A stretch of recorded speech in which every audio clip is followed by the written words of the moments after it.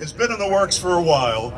You know, one of the crown jewels in the city of Mount Hope is Municipal Stadium. The football stadium is one of the best venues for football or any other event in the entire state. And it's about to get renamed. As you know, your native son, Lonnie Warwick, NFL star, he's going to be here in a few minutes. He is going to have the stadium named in his honor. And we got some folks here who are going to set up the whole plan. So we're going to start with a very good friend of mine. He is the president, the founder, the operator of the Artie Sports Museum. He does the Sports Legends every year in Southern West Virginia. He's an award-winning coach, not only basketball, but also cross country, you name it, he did it. Tex Williams is going to come up here. He's the only coach, by the way, who was coach of the year not only in high school in West Virginia, but also in college. So this guy knows his stuff. Ladies and gentlemen, let's hear it for Coach Tex Williams. Hey, man. There you go.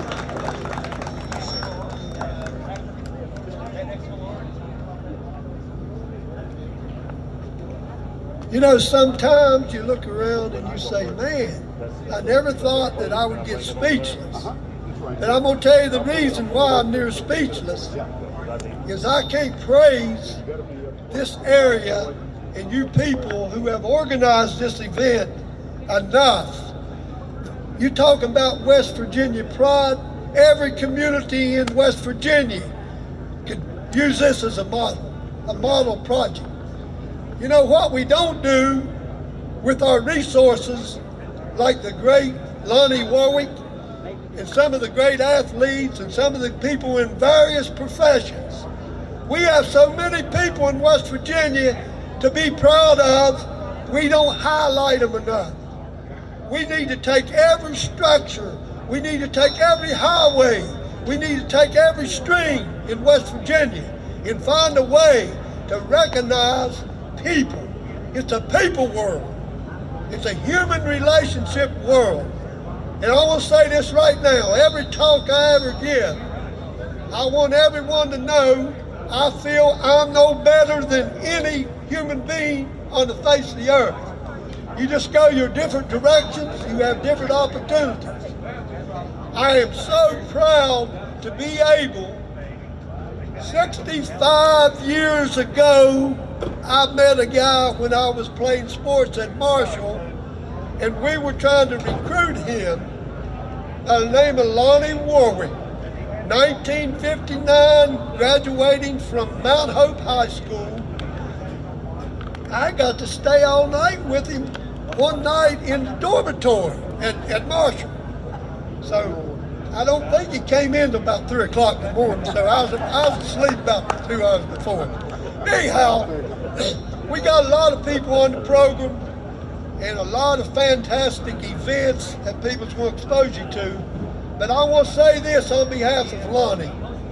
15 years ago, a bunch of coaches and a bunch of professional people, they wanted to have get-togethers. We'd like to get together. A lot of us are dying. So we formed a little organization called the West Virginia Legends Program, which I'm the chairman of.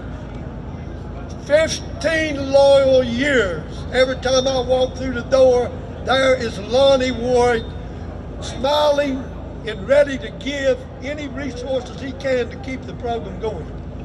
Lonnie is like silent, he's like him saying, old saying, still water runs deep. What he does behind the scenes is unbelievable. He gets his checkbook out and he said, anything dealing with the youth, coach, I want to be a part of it. And it's people like Lonnie that have given me inspiration to give 100% back to the West Virginia people. If we can all do it as a team, this is one of the greatest honors you can bestow upon a man, and that is to name a structure, name a field, name an award in his hometown after him. That's heaven. So at this time, I want to turn the program over to another legend, and a lot of you know his name. I see his name all over the signs down through here. Ted Spadaro, Coach Ted Spadaro.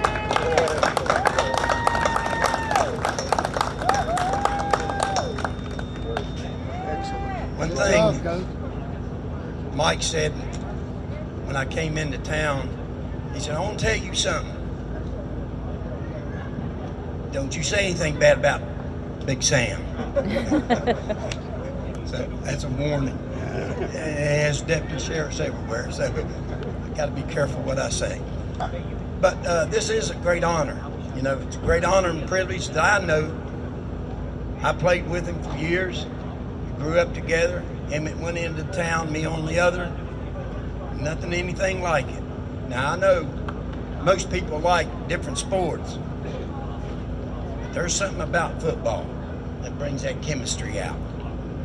And I'll tell you what, when we come out of that locker room right there, across that street, down that sidewalk to that stadium, not a word said. We were waiting to get on that opponent to come in there to play us, and they didn't like what they was going to get behind that wall up there. And that's one thing that we based our wins to. Not losses, but wins. 28, 29-1 when we played. Lonnie was our linebacker, and of course, and he was our fullback. And anytime you needed yardage, you just called on him. Great defensive player. He'll always say, I'll tell you right now, keep him between the tackles. I'll take care of the rest of it. And that's the way it was. And that's the way he spoke. He didn't change a bit. Somebody ought to be talking about his stats and everything, which was amazing. When he played for Tennessee, I was down there. When he played for the Minnesota Vikings, as you well see right here, watched him play some, not very much, but enough that Jim Marshall, which was the defensive captain at that time, would tell him to quit fighting and play football. And that's the way he played it. One thing about people when they're celebrities and everything, they may go to other places. But Big Sam came back to Mount Hope, and he stays right here. And any of you don't know where he lives, right up the street there, second house on your left. He'll be sitting out on the porch waving at everyone. That's the way he liked it. He loved people. Never forgot his roots, as I said. Came back to Mount Hope. And does a lot of things for this town that you don't know about. One thing I want to talk to you about just for a minute is back in 1990, we talked about a Tiger football camp. And I was the head coach at Princeton, and we were sitting in a place that was a little bit rough called Sam's Place. And he said, we need to put on a football camp. He said, you get it ready, and I'll come over, and we'll coach together over at Princeton. So Monday, Tuesday, Wednesday, Thursday, we were there. And, you know, you talk about if you know anything about football, offense, defense, special teams, stuff like that. But there was a little time that I watched this big Goliath man come out of my office, down through the tunnel, getting ready to go out on our field. There was two little boys standing there, had their Tiger football t-shirts on that hung down to their ankles. I'm standing on the left trying to get all of them in, and here come Big Sam. And those two little boys, one looked at the other one and said, oh, you're right, Petey. Him does look like a Viking. And there's the mother taking pictures, just crying. She said, how many people would take their time that's a celebrity? Most of them just walk by you, act like they don't know you. But not him. He goes over and shakes that little boy's hands, get a picture. We started out with 35 players in our football camp, the first one. The last one, we set a state record of 200. members in our football camp. As far as I know right now, it still exists. He loved children. He loved taking care of people. And anytime somebody come up to him, he may not know him, but he acted like he did. And shake their hand and talk to them in a grateful way. Contributions, anything you need from him, like Tex talked about, you just come and see him. Over in my weight room, I had, well, at that time, several weights with his name on it, to where he contributed to our program. One special thing that I remember, we was getting ready to play Oak Hill, had my team out on the field. Half of that team was on my football camp. Lonnie come across the field to go over there and sit down, and while I'm instructing, my players left me and went running to him. Now, how would a head coach feel like that? But that was okay. That's Lonnie, that's Mount Hope, that's the way it is. And that's the way we was born here. That's the way it was when we was here. And if you played football here, you better strap it on. Because if you didn't, they'd let you know. And he would let you know.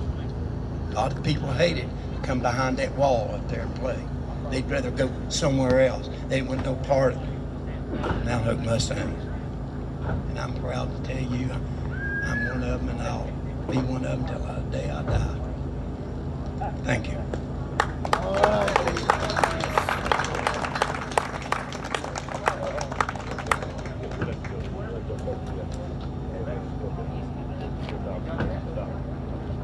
Ladies and gentlemen, if you didn't notice, the man of the hour is here. Let's hear a big round of applause for Lonnie Warwick.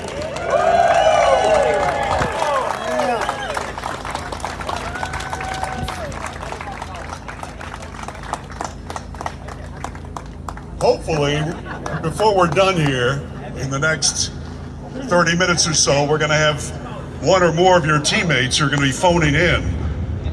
So maybe we can get one on right now. What do you think? Paul Krause, if you remember that name, one of the great Viking players, is near a telephone and may be coming on here in just a moment. Wants to honor his teammate. So we'll see if we can get that. Modern technology, ladies and gentlemen.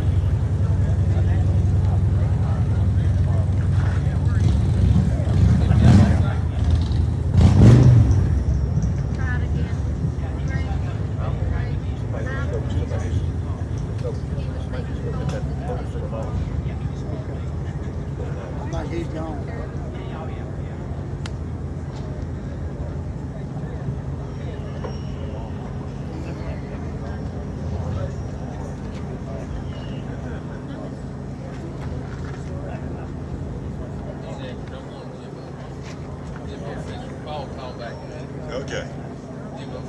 Jimbo Fisher also wants to talk to our man. Hey, buddy. All right, get ready, you're on. Hey, Coach.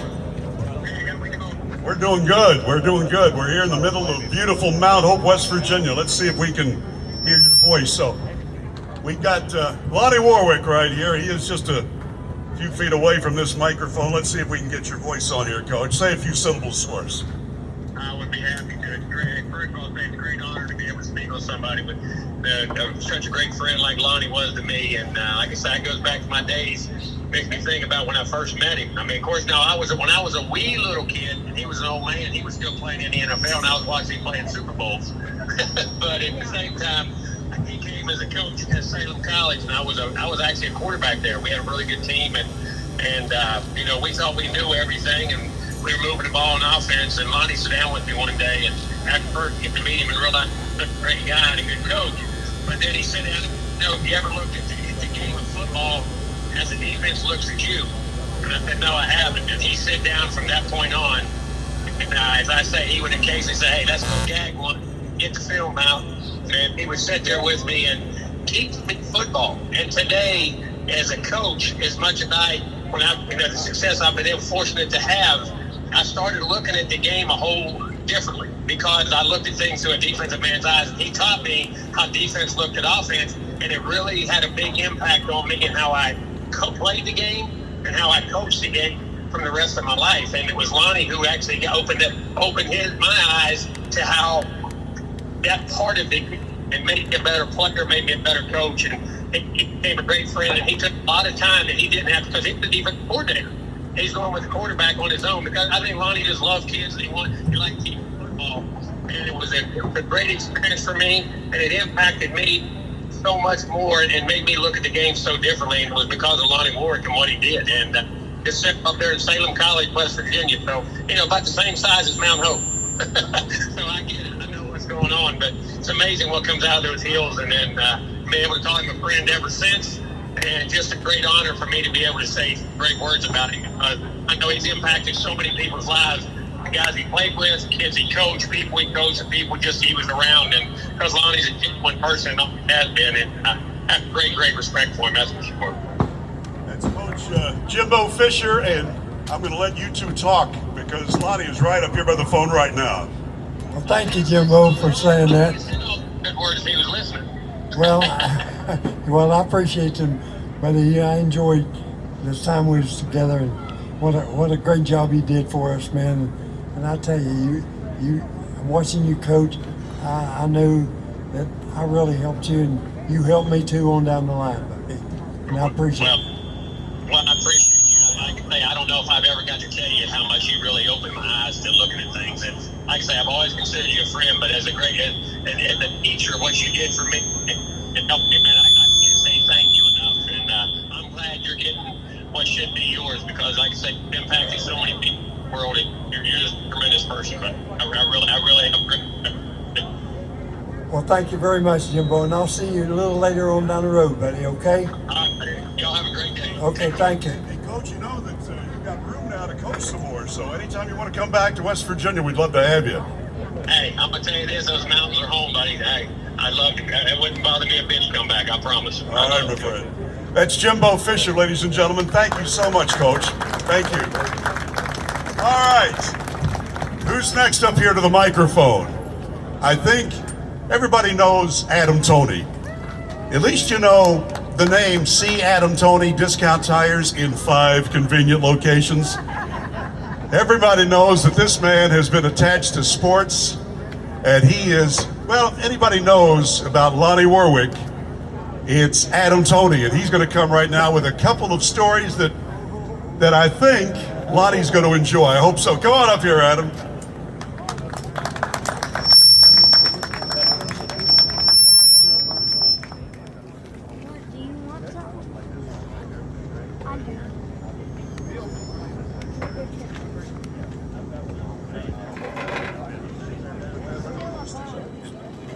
Yeah, Bill said I got to get up close here. Not many things let me get close, but I guess I'll hug this microphone a little bit. Well, I just want to say a few things about what an honor. I've come to every Jubilee. I have never, I'm just echoing what others have said, I have never seen this much excitement in Mount Hope. Mount Hope is coming back, folks. There's a lot of things going on. Some of you know. You're going to see more and more. I've been a little bit apart, just a little bit apart in some of it, but you got a great mayor, you got a great city council. They want to work, they're cooperating, they're doing things. You've seen some of it, but there's so much more in the workings. Believe me, I wouldn't be here if it wasn't. But as I say, there's a lot of people. It's the greatest day in Mount Hope since Surgeon. How many people knew Surgeon? Surgeon. It's the greatest day in Mount Hope since Surgeon hit the lottery. And down at the pool room, some of you remember, he went out in the street and did that little Italian dances. He blocked traffic. True story. He wouldn't tell them how much he won. The next day he went to Charleston. Somebody here took his money. They know because, but I never did hear. But he come back to Ansted and bought him a little red Plymouth from Bob Wells because Bob Wells had got him a job as a liquor. inspector with the Arts Board Administration, and everybody knows what a great guy Sergei was.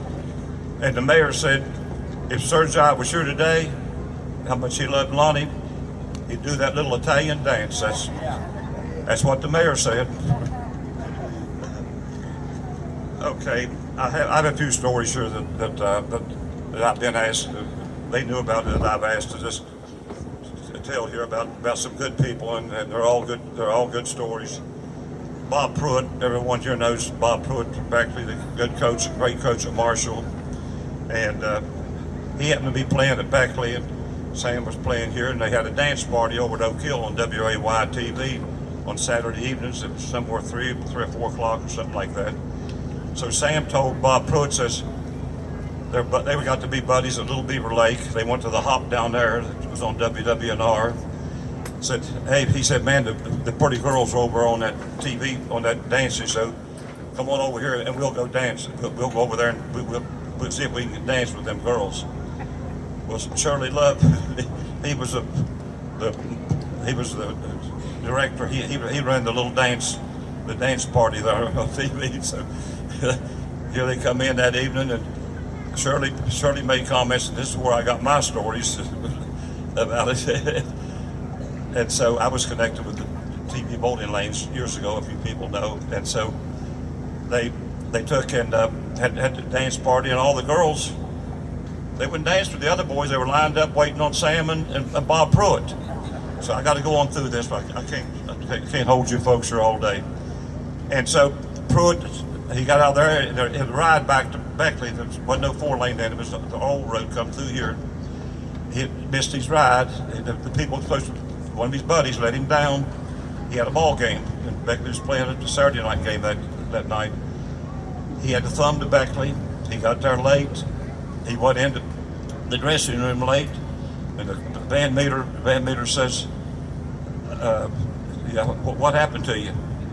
He said, well, the car had a flat tire and we didn't have a jack. And Coach Van Meter says, players said he won't be playing the first half. Said he was seen dancing on that dance program on TV. He was doing this here, right, Teddy Spadero? Teddy Spadero knows that story, so that's enough. Another story about Sam come back here when he's playing football. He's going to buy some property up in Nicholas County, and he and a Mount Hope boy here went up there to buy some property, and it's up on the mountain, and they needed a 4-wheel vehicle, 4-wheel drive. They went to Rodney LaRose, and Rodney, he loved Sam, and he loaned you a Bronco. If I tell a lie, you take me. So he loaned him the Bronco, and they went up on the hill, but that strip mines was all that mud and everything. And they brought that Bronco back, covered up with mud, and Rodney was a little bit upset. He looked at Sam. He says, "Now, if that don't come clean, he says you want to buy it." A little bit serious, like. Sam said, "Okay, I will." They left. A couple of days, Sam went back up to get the Bronco. He went in to ask him about it. Said, "Where's that Bronco at?" They said, "Rodney sold it." Well, he's a little bit disturbed or what have you. But anyway, they're great friends. Rodney LaRose has done a lot of good things for Mount Hope, and many of you people know it. Today, I believe he's driving a Chevrolet from Rodney's dealership. So they're great. I'll tell about the golf tournament. Now I've got to tell one story, and it's a true story. I'm bowling up. I bowled quite a bit. I was bowling in a professional tournament in Minneapolis, and they were playing a football game, playing Kansas City. I called him for some tickets. He said, "Yeah." I said, "I got about a dozen of the pro bowlers want to go to the game." He said, "I'll get them." He got his tickets, and spare the moment, the tickets we got was up on the last 2 rows in the end zone, and the wind is 40 miles an hour. Well, we got by the game. They lost the game. I asked him, could we go down in the dressing room? He took us down to the dressing room, and we looked at all them big players, and they were the bowlers. Most of us guys are little guys. Ain't no big guys can bowl very well. So they said, "Let's get out of here." He said, "Man, that one guy was elder, 6'8", 300 pound, and they said, let's get out of there. Next morning, we all staying in a cheap motel. We couldn't afford it. Expensive. We're on one floor. I went out to get a newspaper and got coffee for all of us.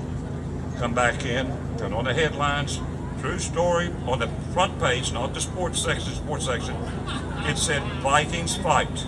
Vikings fight. And the little headline underneath, the big headlines, the little sub-headline said,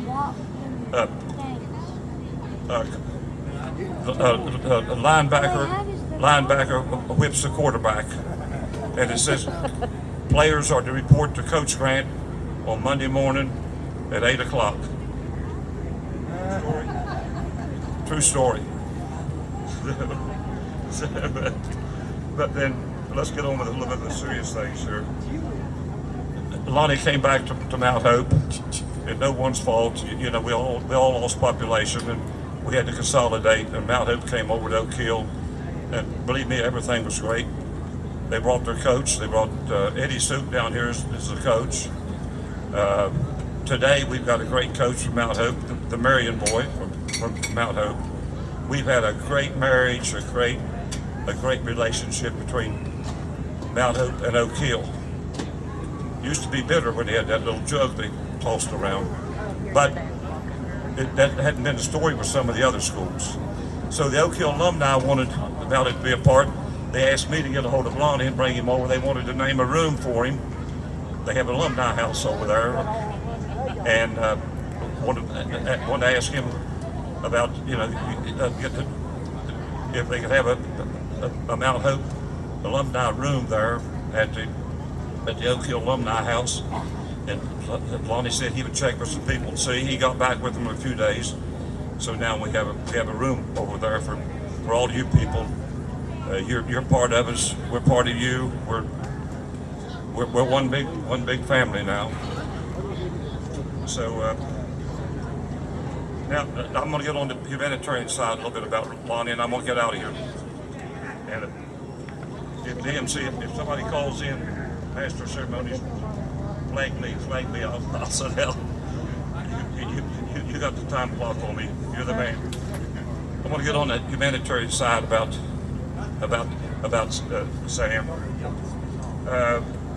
Up at Summersville, they have the second largest Rotary Club in West Virginia. They got 82 members.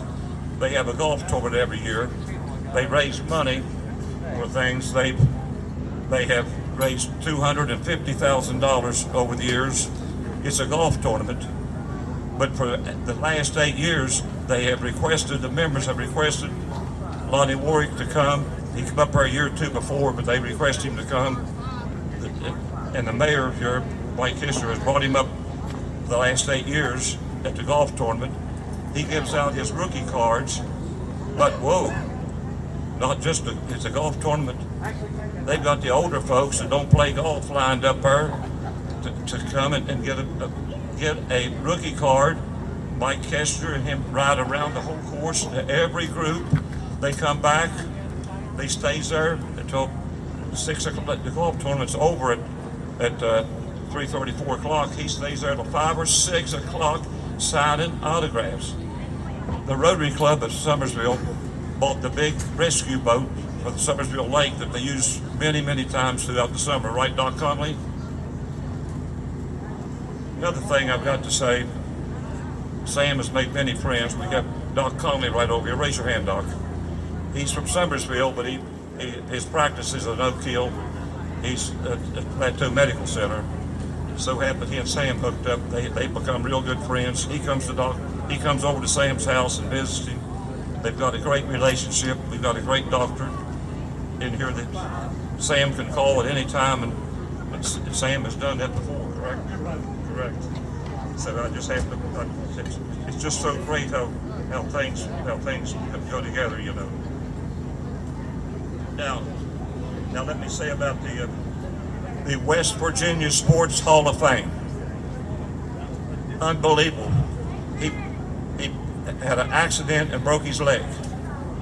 He's in the hospital, Plateau Medical Center at Oak Hill. They're having the celebration, the honoree where he was inducted into the West Virginia sports writers, athletic. Am I right, Tex Williams? In Clarksburg. Lonnie's in the hospital. Can't go. There's many people involved in it. Talked to him. They talked to the doctors. They said you can take him up there, but you got to bring him back and put him in. He's got to come back in the hospital. Rodney LaRose again sent a special car down here for you, a big Suburban. It was called to go to Clarksburg. We went to Clarksburg, and I think I live in Tars there. I think I know it pretty well, but I could not find. We were lost. That man above does things for us. The man above. I had talked to Teddy Spadaro. He said he was going. I called him on the cell phone. Told him we were lost. He says, "Where you at?" I'm telling this street, that street. Teddy Spadaro from Mount Hope, his teammate, is up there on the telephone. The cell phone gave us directions to get around to the Coliseum where the dinner was being held. Correct, Tex Williams? Tex was there and witnessed all of it. Tex was part of it. He was inducted into the West Virginia Sports Hall of Fame, and so he come back. We brought him back to the hospital. God works many miracles. Okay. Another thing is, there's a sign out here on Route 19, going down Route 19, and I saw Commissioner Riston here today, and I'm sure we'll get some help. We got a sign going south, but we got people coming here looking at that. I travel weekly 3 or 4 times. I see people constantly stopping, taking pictures of the sign. Home of Lonnie Warwick. What's his name? Home of Lonnie. What's his name? NFL great. It's going south. Well, a lot of people have asked me. We've got enough help. We're going to get one going north. We're going to get one on the other side, you know. So there's a lot of other good stories. You've heard about his humanitarian life, what he's given. He come back here and he gave his life, he gave his heart away. And I'm going to tell you the big one right here. Every player who has played in the Super Bowl, NFL Super Bowl, the NFL, I might need a little help, but the NFL gives them a gold football to every player that played in the Super Bowl. Is that correct? He got the gold football. He came over and talked to me and my son Charlie about this is after the alumni over there welcomed him in, and the Mount Hope alumni was happy. Everything, we had a good marriage. Everything's going great. He wanted that gold football. It's a blowed up football. It's a little bit bigger than normal. They couldn't play with that one. So he brought it over there. The Oak Hill family and the Oak Hill fans. You know what the comment was? It said, looks like he robbed Fort Knox. So that was some of the comments. That's the heart he's got. So there's a lot more things, but God bless Lonnie Warwick. And God bless you folks.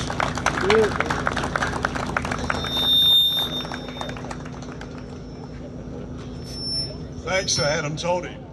All right, we've got somebody else on the phone that would like to talk to you.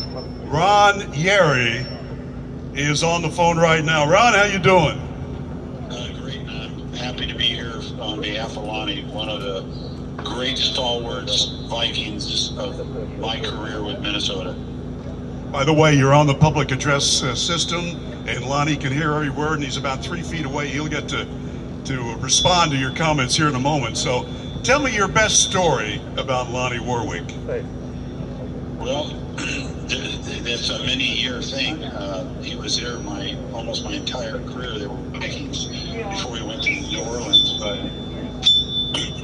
he was so involved with the success of the team. It was an everyday thing with Lonnie. He definite spiritual leader of Viking lore, if you would like to say anything about it. He was an aggressive, happy. He made the game fun. We laughed in the locker room at what happened. When we watched films, the outcome was either good or bad. He made fun of the events that happened, so he made the game enjoyable. And that was kind of the temperament of the entire team at that time. But it was led by Lonnie and Jim Marshall, were really our two biggest leaders on the Vikings, and Joe Cap when he was there as well. The three of them really turned that team around and got it to play as a team and not as a bunch of individuals. And it was through their leadership that the team effort coalesced, you might want to say, and really turned into a great football team. I was lucky to play there and play with Lonnie. Ron, where are you calling from now? I'm in a city called Valley Center, California. It's between San Diego and Orange County. It's inland, about maybe 50 miles, 40 miles from the coast. All right, so who was the tougher guy, Joe Cap or Lonnie Warwick? I would have to say that would be a toss-up because Lonnie was on defense and Joe Cap was a defensive-minded quarterback, and I would say they were both equally tough. I don't make comparisons like that. I just follow what they tell me to do. Hey, Ron, you ought to be a politician. You handled that curveball really, really well. All right, I'm going to move the microphone over here and let you say hi to the man of the hour. Well, Ron, it's good talking to you here, buddy. I tell you what, we could talk forever about Joe Cap because, buddy, he was a good leader. He was a tough guy. The only thing I regret about Joe being with us is we didn't win a Super Bowl with him because he was a great leader. Everything you said, I agree with. But we were outplayed in the Super Bowl. I think a lot of guys reflect on those games, and we didn't play our best either in that game, and you know that. Well, the outcome probably would have been the same, but that's true. Made a good game of it. Well, that's true, but we can't look back at it and stuff. We had a great time playing, and I sure enjoyed playing with you. Man, you've done a great job for the Vikings, and I just tell everybody, they asked me who was the best offensive player that I played against or with, and I always mention you to them, buddy. And I enjoyed playing with you and everything.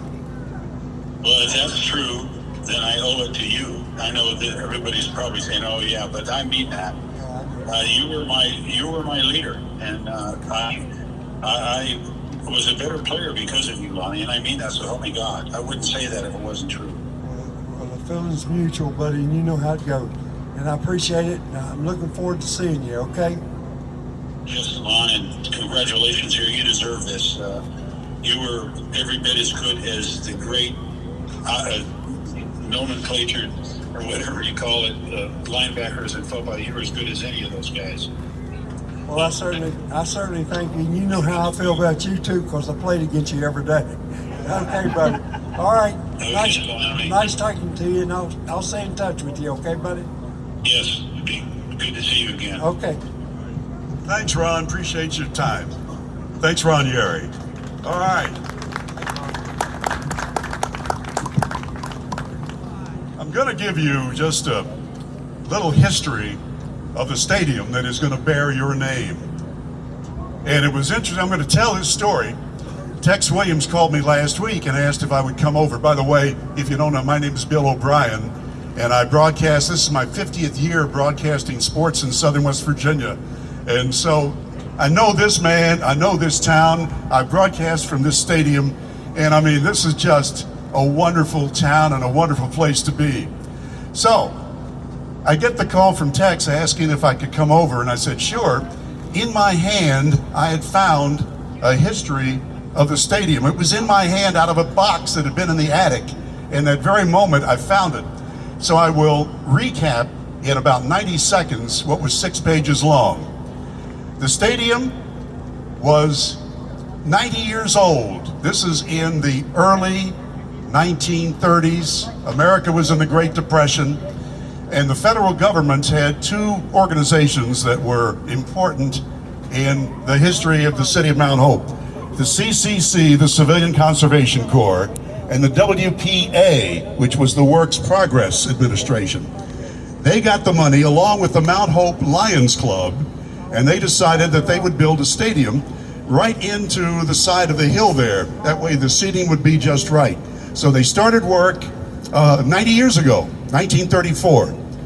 They played their first football in 1937.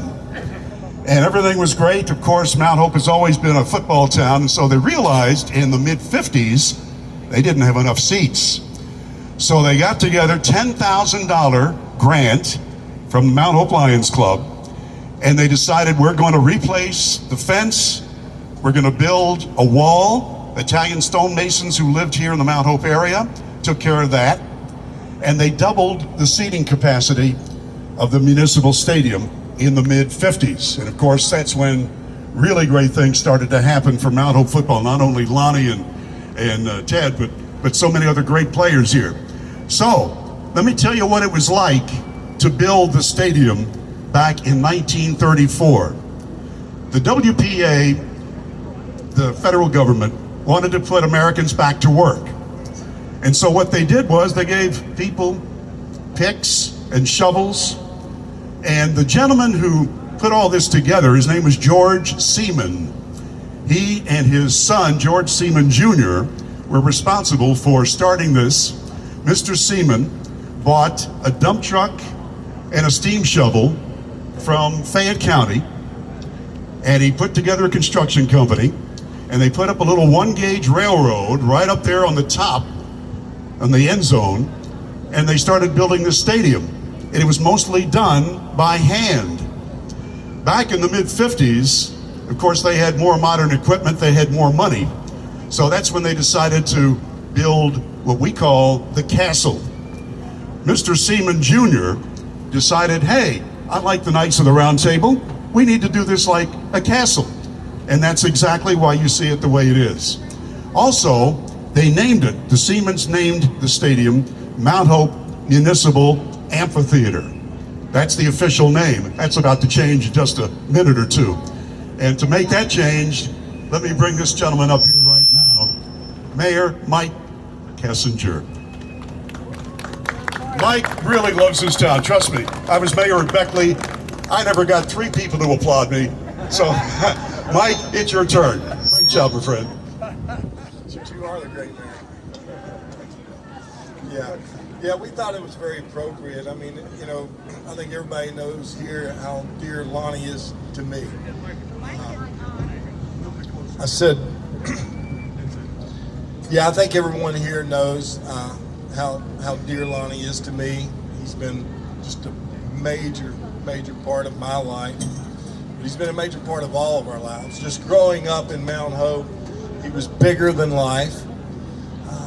Playing ball here, growing up, watching him come into the stadium as a kid and seeing how he interacted with us. But the things that he did, I mean, he came from Oswald, walked to school barefooted in the 6th grade, came across every adversity there was, accomplished amazing things, and he never forgot Mount Hope. He came back, he never looked down upon Mount Hope, he always lifted us up. And I'm very proud that he's my dear friend, and I'm very proud that at this point in history, we've came to this place to where we realize that importance of recognizing men like Lonnie. Lonnie, as I said, he's represented our city, he's represented Mount Hope his entire life, and he's done a tremendous job. When we travel and we go everywhere, and he speaks, and as he does these fundraisers that they spoke of, he always talks about Mount Hope, and he's never been ashamed of us. And so at this point, we came to this place to where we felt like we would like to honor Lonnie, and our stadium is the greatest thing we have. I think it's amazing, and Lonnie was an amazing player. When I told Lonnie our plans and our thoughts, you know, he's a humble guy, and he's like, there'd been a lot of other players played out on that field. A lot of other guys came from that, and he went on and he named and he named and he named, but no one has accomplished what this man's accomplished and represented us so well. So it's an honor to name the Mount Hope Municipal Stadium the Lonnie Warwick Mount Hope Municipal Stadium. And I think that as we go through time, yeah, give him a hand. And as we go forward, we want to do some upgrades down there, right? So everybody here is going to have opportunity to be involved. So we want ideas. We want to do a facelift on the front of the stadium. We want a nice sign. We want it to look like it grew there. Something that we can all be proud of. And this takes money. And so we're going to be doing some fundraisers. Adam brought over a bunch of Boy Scout memorabilia and give it to us that we can sell, auction off here today. All those proceeds will go to the stadium. We'll take donations. These donations will be going through the city. There'll be accountability there, and then all the money will go back to the stadium. We're hoping to raise about $25,000. If we can get $25,000 in real cash, we can get about $75,000 in a match and have about a $100,000 project to do something nice in the front of the stadium. So we would ask everybody to be involved and to contribute as much as you can and are willing to, so that we can see this through. But it is an honor, and as I said, Lonnie's been a major part of my life. I think he's been a major part of a lot of people's lives from Mount Hope. So Lonnie, you want to talk a little bit about what's happening?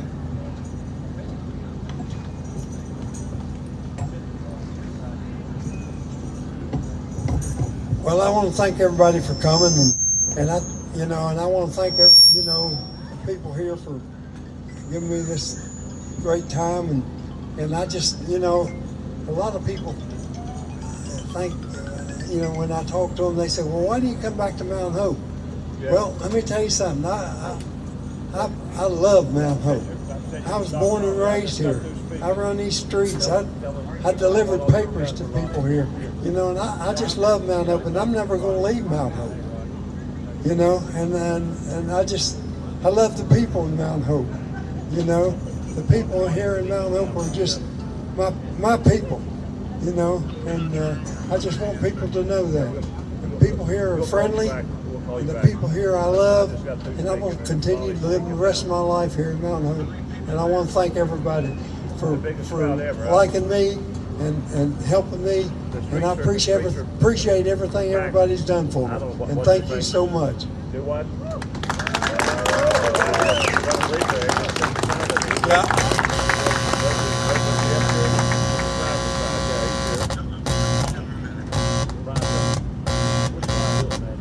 That's weird. Yeah. I just want to say that at times that we've traveled and we've been about, folks would see Lonnie. A lot of times he'd have his Viking stuff on, and they would notice him and realize who he was, and he would spend as much time with individuals, with people, as they wanted to spend. We've literally spent 45 minutes in hotel lobbies while he's talking to people, telling them about stories, about the NFL. So Lonnie's always took that time for people. So today's Lonnie's day, and I'm very proud, very glad, very, very thankful that he's been such an impactful part of my life. I know that I wouldn't be where I'm at today without him, and a lot of us here in this town feel the same way. So thank you guys. Thank you.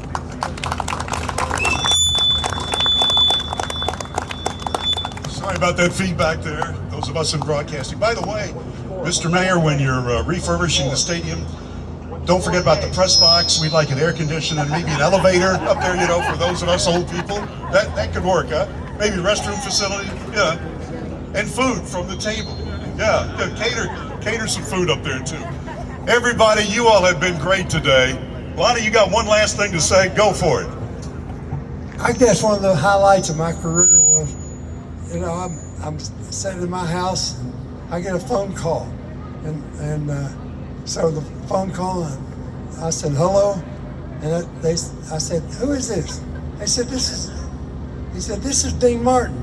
I said, this ain't Dean Martin. Who is this? I thought it was Jim Marshall or Carlisle or somebody or Joe Cap trying to, give me. No, don't hang up now. Don't hang up. This is Dean Martin. I said, Dean Martin, what do you want?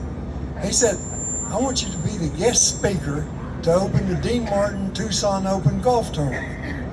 I said, are you kidding me? He said, no. I said, no, this ain't Dean Martin. He said, yeah, this is Dean Martin. So don't hang up, don't hang up. He said, I want you to be the guest speaker. I said, really? I said, well, who else you got to come to do the speaker? He said, Bob Hope's going to be the speaker. He's going to be I said, Bob Hope's going to be the speaker. I said, no, I don't believe that. I said, well, who else is going to be there? He said, George Blanda. When he said George Blanda was going to be there, I knew he was for real. So my highlight of my whole career was to be the guest speaker with Bob Hope, Dean Martin, George Blanda, and to open the Dean Martin Tucson Open Golf Tournament. That was one of the highlights of my career in pro football. And I had so much fun, it was unreal. To me, little Sammy Davis Jr., I'll never forget him.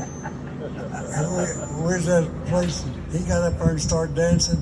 Of course, me, I'd had a few of those tequilas, and I got up there and he said, where'd you learn how to dance like that? I said, if you ever come to Mount Hope, West Virginia, you know where. So my whole career, I really had a good time. Playing 15 years in pro football and coming from a little town like Mount Hope here and meeting all the people that I got to meet. It's just a great experience for me. And I appreciate all the people that I've met, and was around here in Mount Hope and Oak Hill and Beckley and just everywhere. So I appreciate everything everybody's done for me. Adam Tony was one of my best friends. And some of the times he come and watch me play football, And Adam, I appreciate everything you do. Thank you. Lonnie Warwick, everybody. Fantastic. Thank you all for coming out.